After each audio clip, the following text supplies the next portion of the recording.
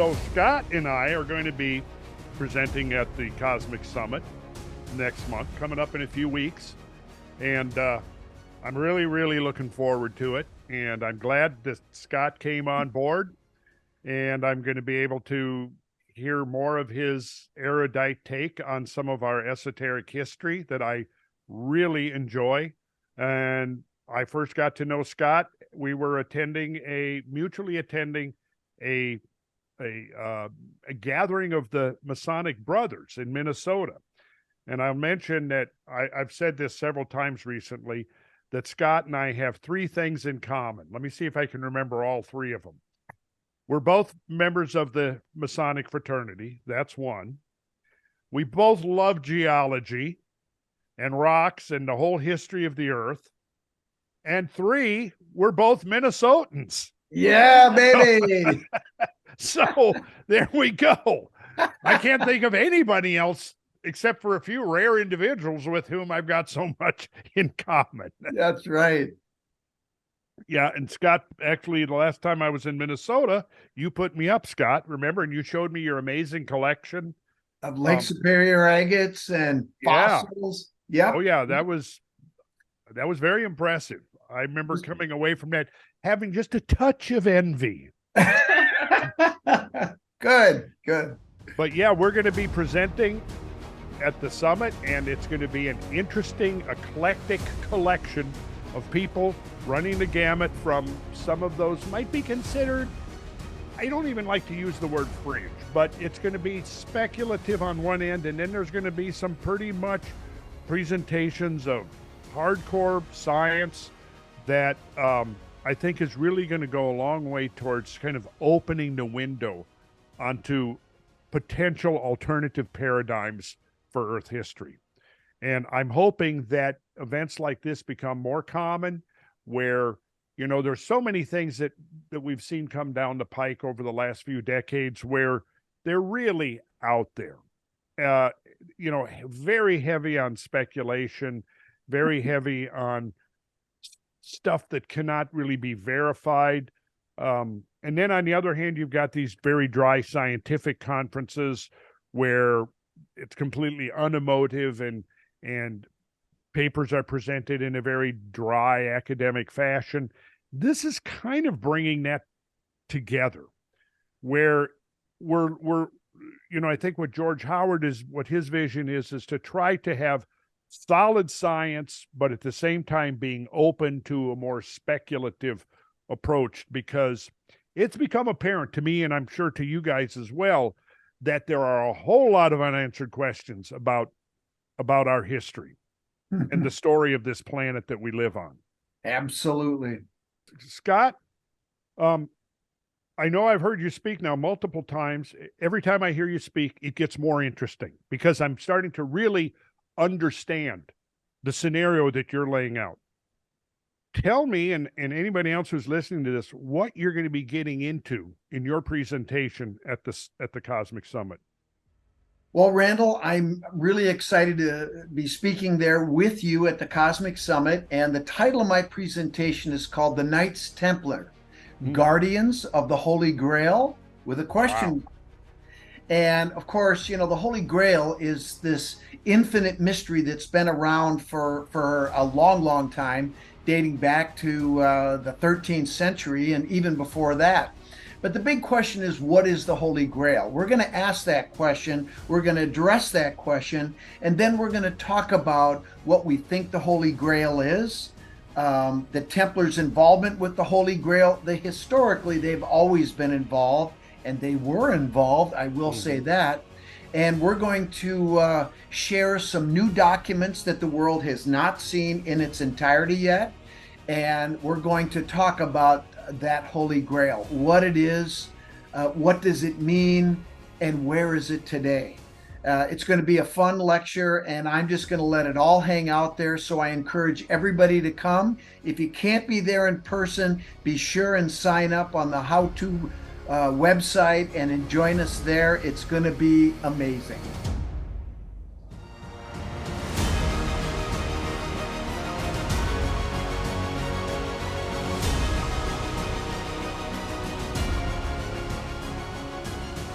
I will be presenting on the great changes that occurred at the beginning of the modern geological epoch called the Holocene, and I'll be talking about the Younger Dryas. I'll be talking about gigantic floods, hypervelocity impacts, how this has been a major influence in world history, and then how this may have affected the evolution or rise and fall of civilizations itself.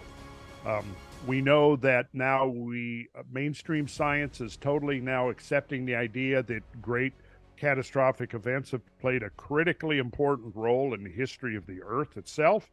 What I'm trying to do is bring the conversation over to a discussion about how events, outsized events, outlier type events, may have affected civilization, the evolution of civilization, the rise and fall of civilizations. And I think this is where the overlap is going to occur between what I'm presenting and, for example, what Scott is presenting about this multifaceted mystery that is called the Holy Grail. Because in the Grail stories, one of the things that the repeated motifs over and over again is the idea of the wasteland, and that the Grail is the antidote, not only to healing the disabled king, but to healing the wasteland itself. And I think that when we talk about wasteland, we're talking about a geological and environmental reality. There have been episodes, even in recent Earth history, where large swaths of the Earth's surface have been dramatically affected.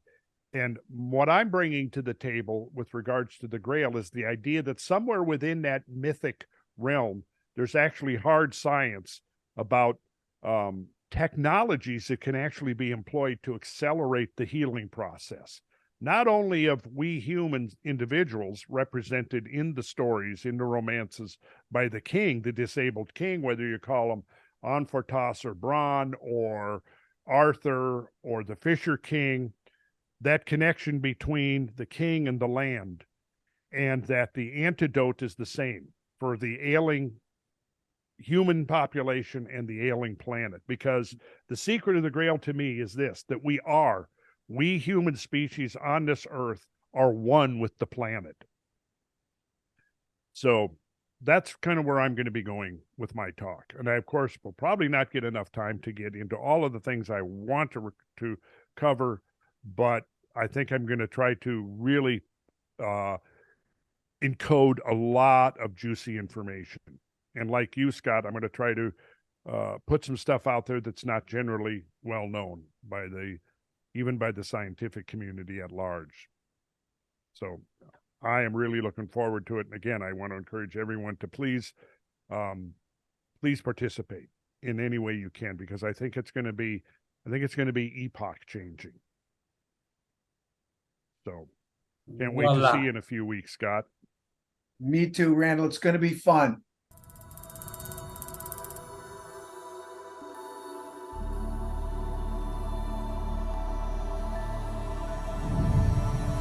Certainly, if someone would like to participate, you can do it remotely, because there will be an infinite number of live stream participations available.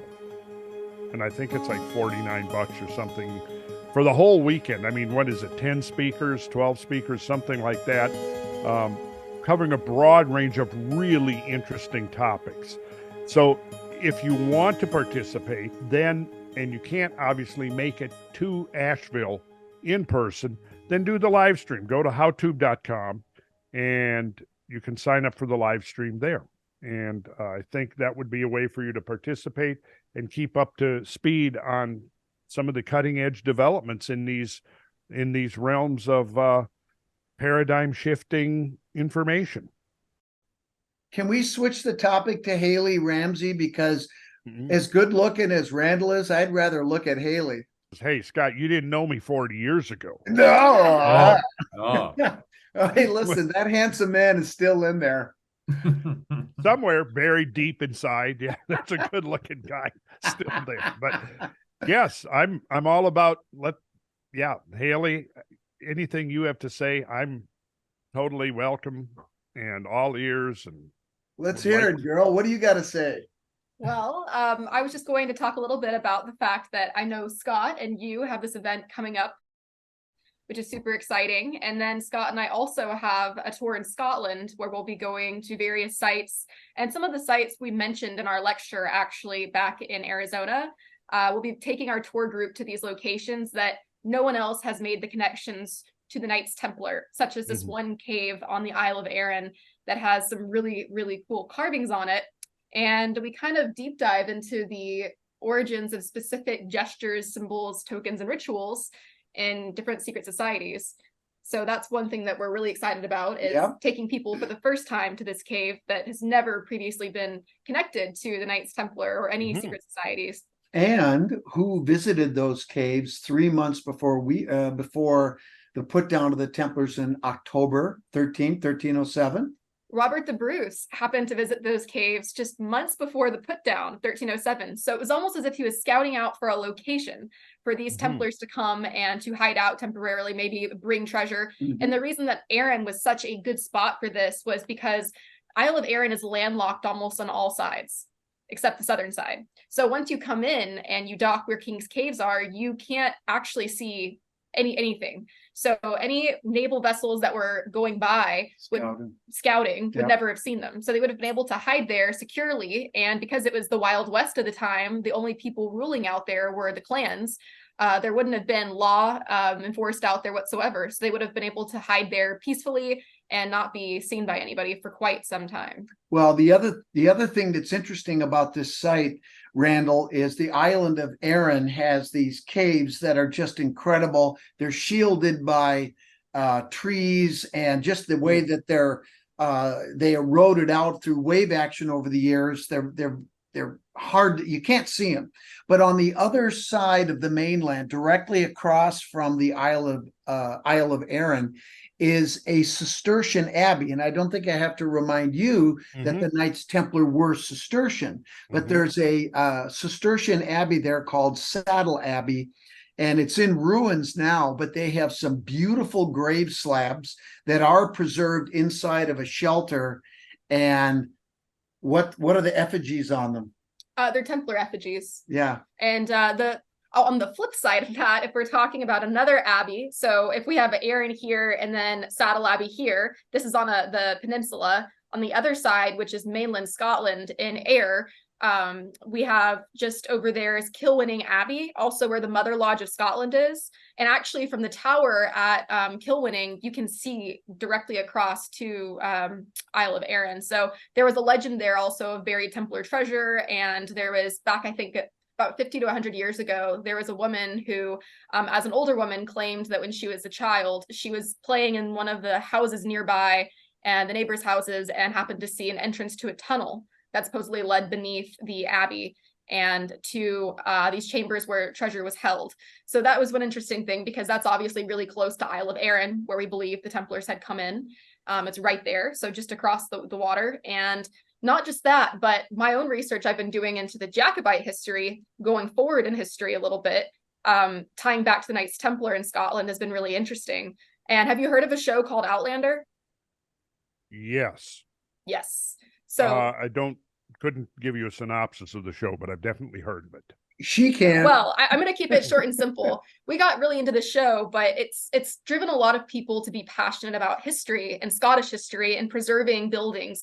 For example, one of the castles they used for filming after the first season premiered, tourism was boosted by 225%. So it's had a profound impact on the Scottish tourism industry. In the economy. Yeah, and it's brought a lot of people to Scotland and gotten a lot of young people passionate and excited about history and wanting to learn more. I can name several of people that are close to my age that weren't really interested in preserving history or in learning about the different histories of these nations, and they're very passionate about it now because the show got so many people excited.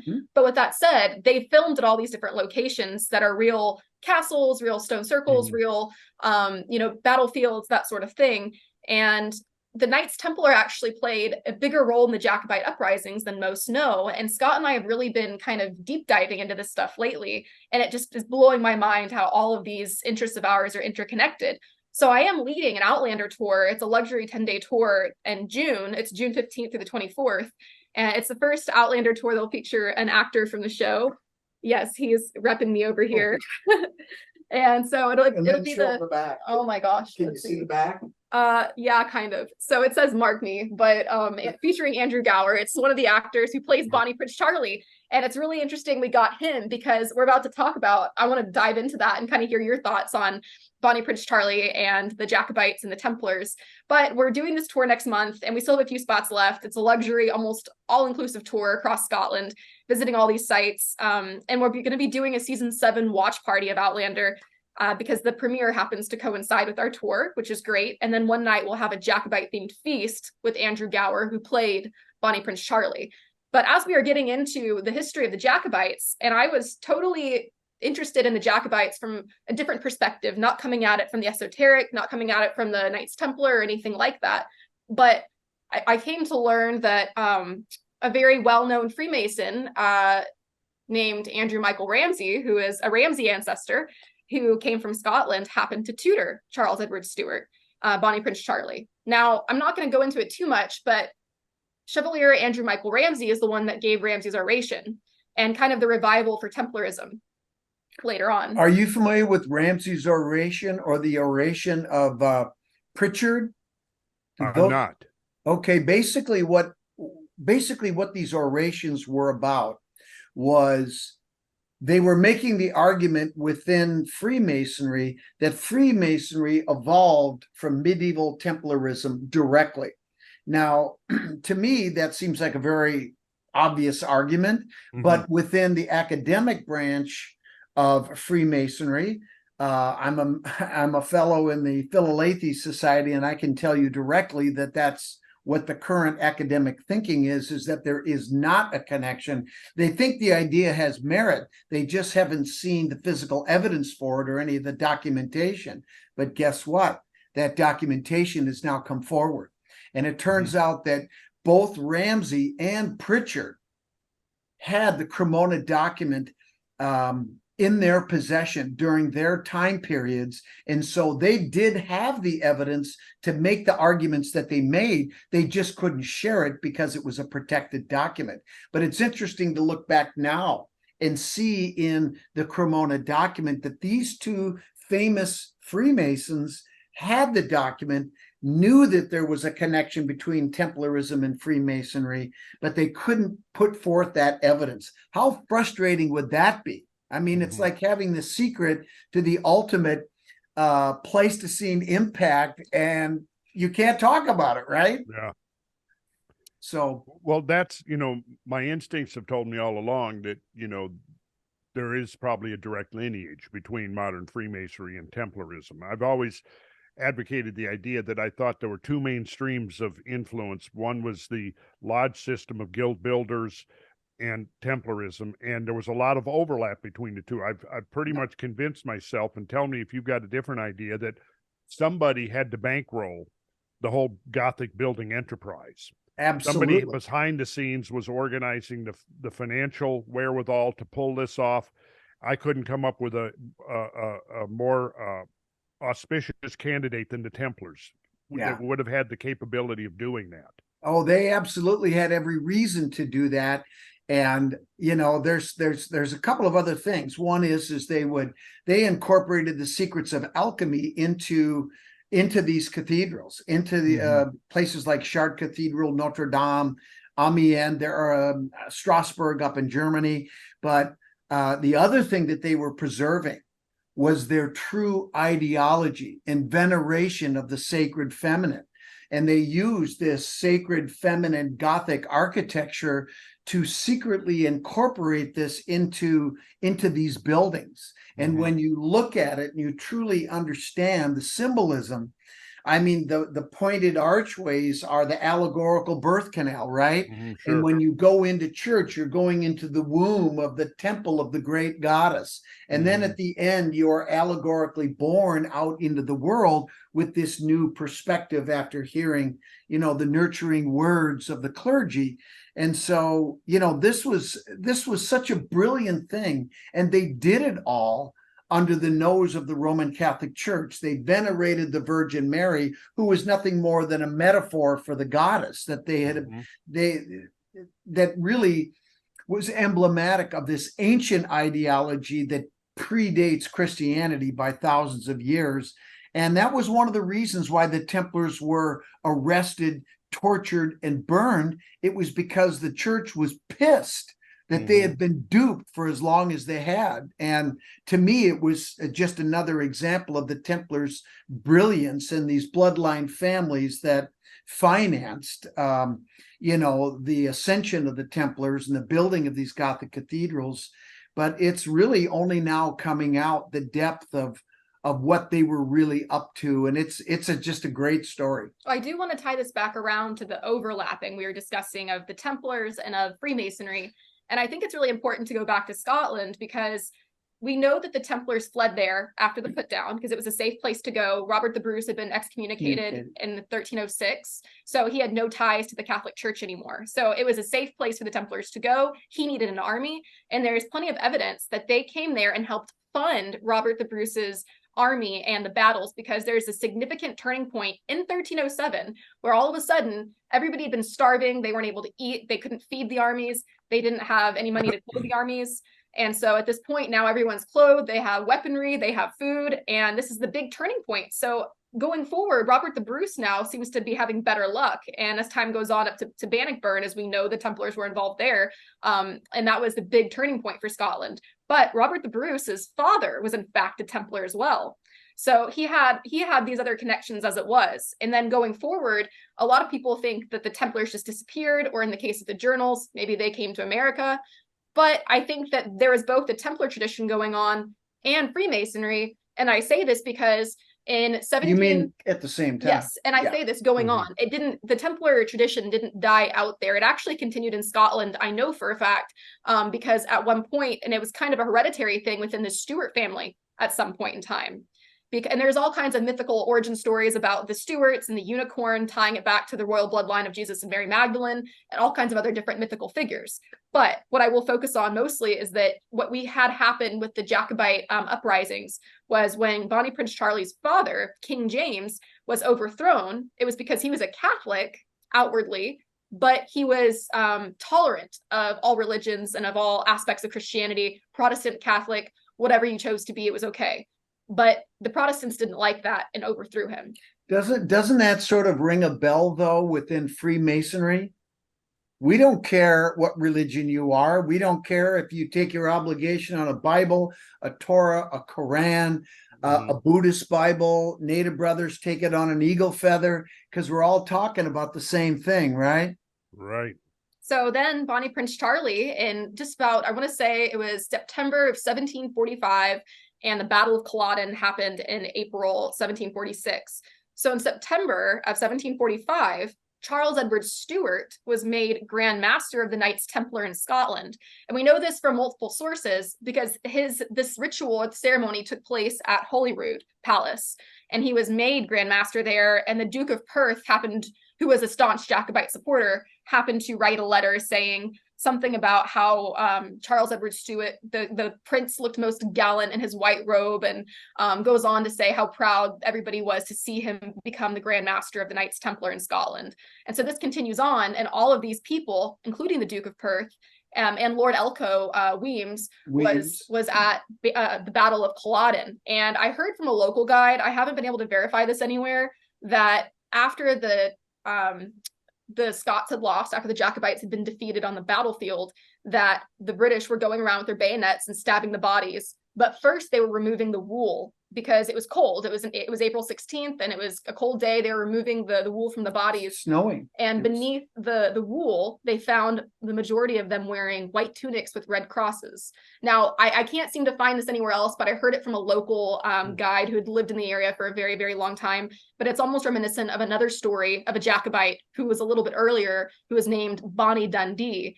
And he died at the Battle of Killiecrankie. But it was there that he appears in the full Templar regalia, wearing the white tunic with a red cross. And his family had married into the Lords of Torficken's family, and Torficken had been a Knights Hospitaller preceptory. So it just seems to be all this is interwoven very deeply. And there's no evidence to suggest Bonnie Prince Charlie was a Freemason or a Rosicrucian, but it's hearsay. Like, so many people say that he probably was, because he was Grand Master of the Knights Templar. He was tutored by Freemason, and he was a Masonic scholar. Chevalier Andrew Michael Ramsey. So just seeing the overlapping of the Jacobites and Freemasonry and the Templars all together. Of course, the Jacobites in France were funding a lot of the Jacobite uprisings and the King of France, and just how it's all tied together is really interesting to me, because at some point that's what comes over to America, that same spirit to found the country that we're living in now. But it just, I was curious if you had any input into the Jacobites and the Templars in Scotland.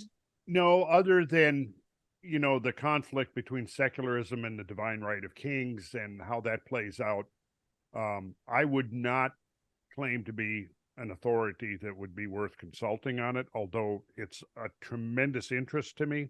And I would be trying to place all of those. You did mention going back to the ideas of a bloodline descending from Jesus, which I find very, very intriguing. I've done quite a bit of work and research into the idea that perhaps he actually married and did produce progeny that would have carried on the bloodline, which has led me into the whole question of the royal blood and what may have distinguished royalty in the original sense, that there was something unique about the blood, which, when you get into the Grail stories, of course, blood plays a very important role, occurring over and over again, which leads me directly into what you mentioned earlier, Scott, the realm of alchemy, and what was actually the transmutative result of the alchemical process when applied to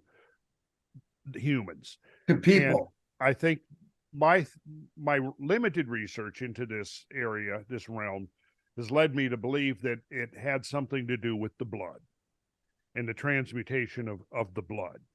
And that's really where I get intrigued about this whole thing. And the Red Cross, the blood red cross of the Templars, may have been a reference to that. That is really an interesting point. I haven't thought about it quite like that. But in Rosicrucianism, we have the rose on the Red Cross. Yeah. So flowers and fruit are often symbolic of bloodlines. Yes. So there might be something more there than meets the eye. Well, and going into the Grail families, I just wanted to mention, going back to Scotland once more, because it's so rich with this history and with these legends. Jesus and Mary Magdalene spent a lot of time on the Western Isles of Scotland post-crucifixion. Now, this isn't something you're going to read in the history books, obviously, but if you go back into the different, there is books written called Iona, about Isle of Iona. Iona itself is a Hebrew word meaning dove. There's local legends, and some of the Gallic name places there actually relate more to Coptic names, and like Essa, instead of the Gallic name for Jesus, they use the Coptic. And there's a lot of really intriguing places named after Jesus and Mary Magdalene. But the one thing that I find really most interesting is they supposedly gave birth to their last child on Iona, which was John Martinus. And there is an island nearby called Malmartin's Island. And so it was named after Mal in Gallic or Celtic can mean chief, or it can mean shorn, like a priest with a shorn head. So all these different things that fit together, and the different legends of the Hebridean Isles, they talk about a wandering mother and son. There's even a different, I'm trying to think of what it was, but it was a Gallic hymn, and it talks about Christ the priest above us, the King of glory sitting in the mother's lap. And it kind of relates to that earthly trinity of maybe Jesus, Mary Magdalene, and John Martinus. And then some of the clans there on the Western Isles claim descent from a Holy John character, not St. John the Baptist, but a different John from the Scottish Isles. Meaning this one of their children. Yes, their last son. Interesting. There's a lot more going on here than the standard narrative that the church has been teaching. I might even throw in some controversial stuff in my presentation at the Cosmic Summit. Virgin on the Rocks. There's an interesting secrets hidden in there. And of course, the Last Supper. There's a lot more going on in that painting than people think. Virgin on the Rocks, that's a Da Vinci painting, correct? Yep. Yeah. Well, Leonardo da Vinci was a Grand Master of a Templar order that is now called Martinism today. And there's some interesting secrets that Brother Da Vinci was sitting on as well.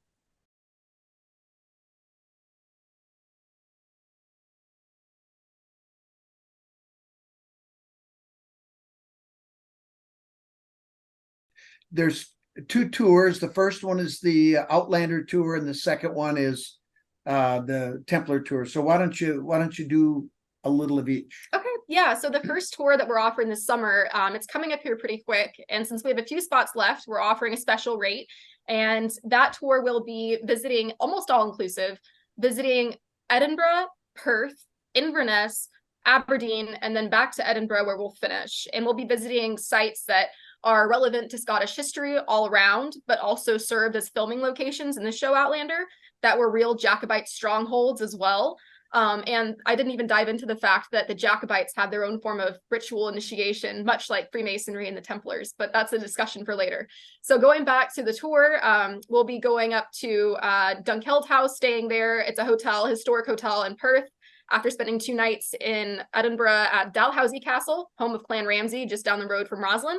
Are these nice hotels or average hotels? They're luxury hotels because I only have the best. But we'll be visiting these places, and then we'll make our way up to an Iron Age ring fort. We'll be visiting some megalithic sites and cairns in Inverness called Clava Cairns, which are right by Culloden Battlefield, which we will go walk and see all the mass clan graves along with the artifacts in the museum. They've got a really nice museum with tons and tons of artifacts that have been found. And from there, we'll head to Aberdeen to see some really cool stone circles that are just specifically unique to the northeast of Scotland. And then there we'll be visiting a place called Castle Fraser, which was inspiration for the real life, for Jamie Fraser in the Outlander story, but they were also staunchly Jacobites that fought at Culloden. We'll be visiting a really iconic Scottish castle called Dunnottar Castle. That is that castle you always see depicted that is right out on the peninsula, and it's absolutely gorgeous. And we'll come back down to Edinburgh, see a couple more sites that you would recognize from the show, some beautiful castles and things. And that will tie up our tour. But one night of the tour, we'll be offering a Jacobite-themed feast with Andrew Gower, who played Bonnie Prince Charlie in the show. And his iconic phrase was, "Mark me," that Scott has on the back of his t-shirt. And he's going to show you, I guess, again. Right. Yes, thank you. And then the second tour we're offering is just totally diving into the esoteric legends, King Arthur, the Knights Templar, the Holy Grail. We'll be going to Roslin, of course. We'll be visiting some other off the beaten track sites. We'll be going to Isle of Arran, as we mentioned. We'll be visiting Kilwinning, and we'll be going to the Abbey, but also we'll be visiting the brothers there and get a tour of the lodge, which is always a highlight, and it's always so much fun. We had some brothers in the tour last year that just absolutely loved it. And what are we going to do at Kilwinning? Reveal a secret. Oh, yes, we will be revealing a secret at Kilwinning.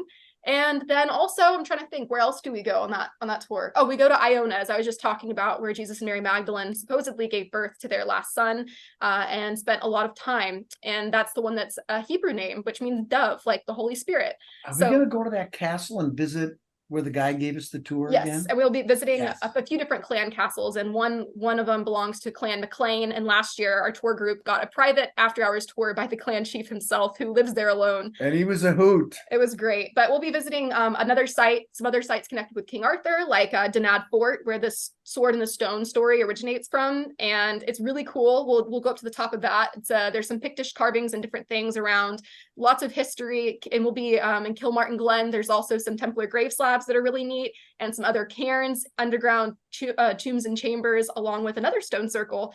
So we'll be visiting a lot of really interesting places, whether you're interested in King Arthur, the Templars, or megalithic history. We have it all kind of in that tour. And that's when are the dates of the tour? In June?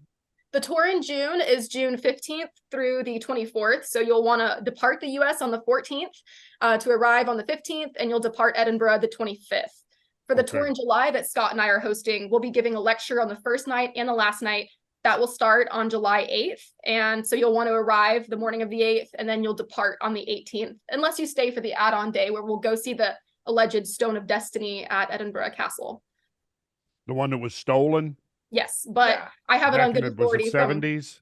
Well, it was actually in the 90s, I believe, or maybe no, it was returned, I think. I think it was returned in the 90s, but it was actually stolen from England in the 70s, I believe, and then brought back to England, and then finally turned back over to Scotland. I think it was in the 90s. Well, and who's sitting on it now? Well, the real stone, the story goes, if you go on the internet, you'll find a lot of information about this, but back when it was originally stolen, supposedly there is a copy of the stone made by a Glasgow stonemason, and we actually know who this stonemason is now. We're not publishing any names, but I know a lot of local people that are familiar with the stonemason that carved this, or made the replica. And the replica, when it was returned, it was placed at Arbroath Abbey. And Arbroath Abbey is where the Declaration of Arbroath was made. And so the Declaration of Arbroath was about declaring freedom from England. So it's kind of a statement putting the replica stone there, while the real Stone of Destiny that was maybe brought over by the Egyptian Queen Skoda was protected now and is still protected by the Knights Templar, who keep it on the move continuously. And so that But they're supposed to be bringing it out, right?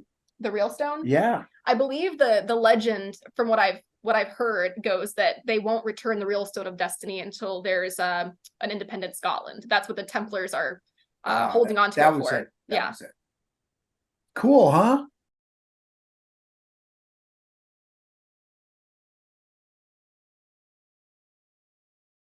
We can partner together, guys. Why don't we all do something together? That'd be a blast. I'm working on a roster for next year. My tours are pretty much oriented to geology, but within there, I mean, we always try to visit archaeological sites. You know, I've done tours into the Chacoan regions of the San Juan Basin, and have been to many of those sites, you know, that are centered around Chaco Canyon and the outliers, and bringing people out, showing them the system of outliers and interconnecting roads, the astronomical basis for the layout. Yep.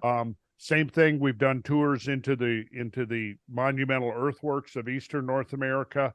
So, you know, I'm sure there's going to be plenty of interface between the sacred history that both of you guys are so deeply into, and this larger context of changes in the world that we humans have been, you know, challenged to adapt to. And I think that this idea, you know, and it goes back to Graham Hancock's work, this idea of a much deeper, more complex history that interweaves all of these themes and these factors that we have been confronted with the idea of civilization being severely challenged.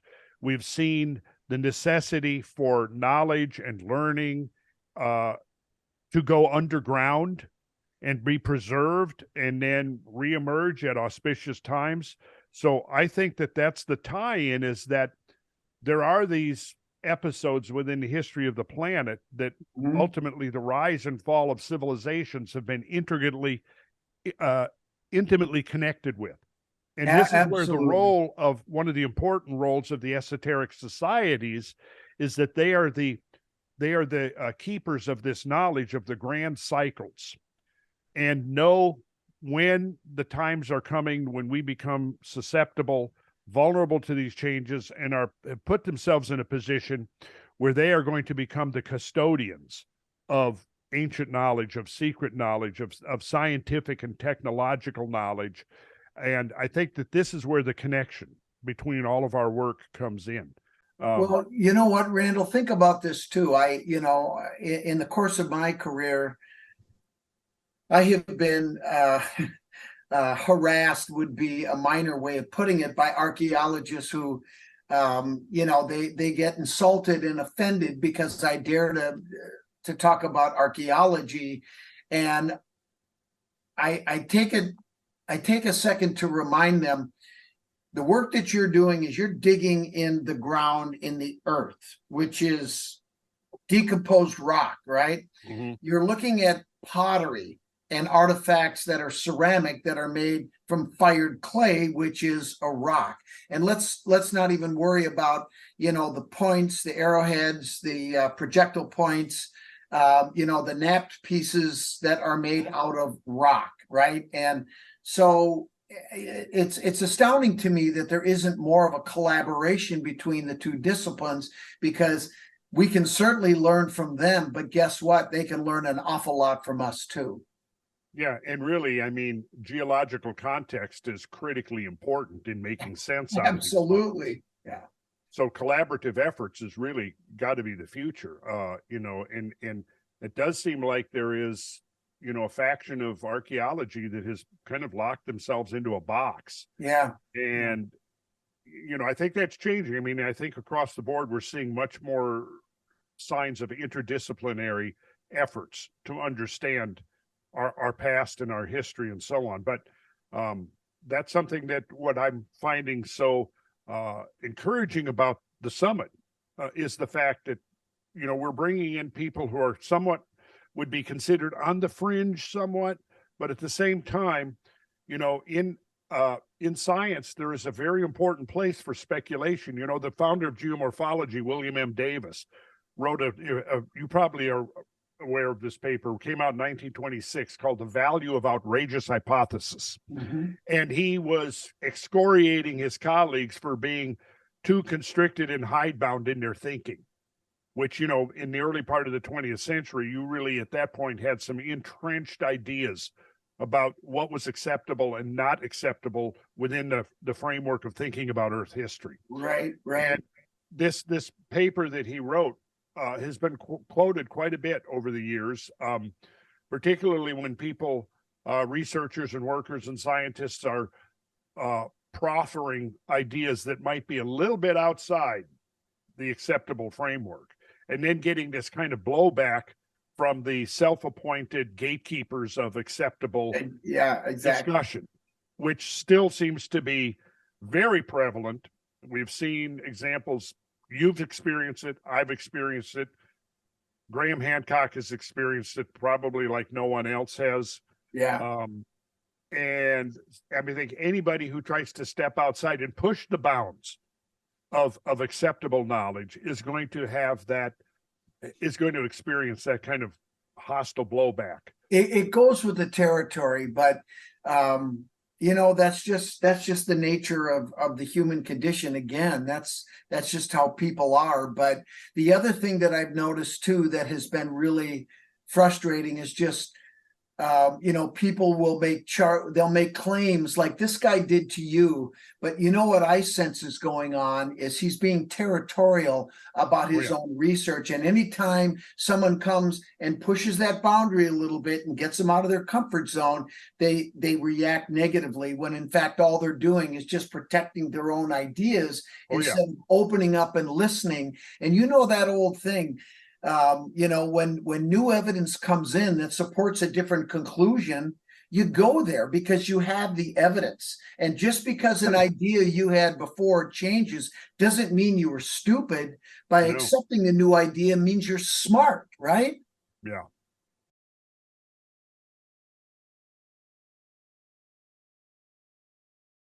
So this is a luxury tour that we're offering in June, and it's going to be top tier everything. We'll be going to really well-known celebrity chef-driven kitchens, restaurants. We'll be doing whiskey tastings. We'll even be doing a Jacobite-themed feast with the Outlander actor Andrew Gower. My friend is the chef, and he's putting together a contemporary Jacobite-themed menu based off of historical dishes lairds would have served in their castles. So you'll get the full Scottish experience at the utmost luxurious level that you possibly can, staying in these historical sites like castles and these mansion houses, and visiting places like the Kitchen in Edinburgh and other restaurants that are super well known and hard to get into. Any whiskey? Lots of whiskey. We'll be visiting Deanston Distillery. We'll have an optional second whiskey distillery to visit later in the tour at Glengarry in Aberdeenshire. Deanston Distillery is fantastic. It's a lowland whiskey, but it was also used as a film location as well. So it's just all around a great whiskey, a great location to visit. And the service of everything, of course, will be top tier. And you'll have me there to cater to everyone's need, get everyone sorted, checked into hotels. And so you won't have to worry about a thing. Just show up and have a good time. Boy, that sounds like a lot of fun, because, it's fun. It has meaning, and you come away smarter than when you started. I mean, when you can learn something interesting and profound and have fun at the same time, well, that's the best of all possible worlds, isn't it? It is, yes. Absolutely.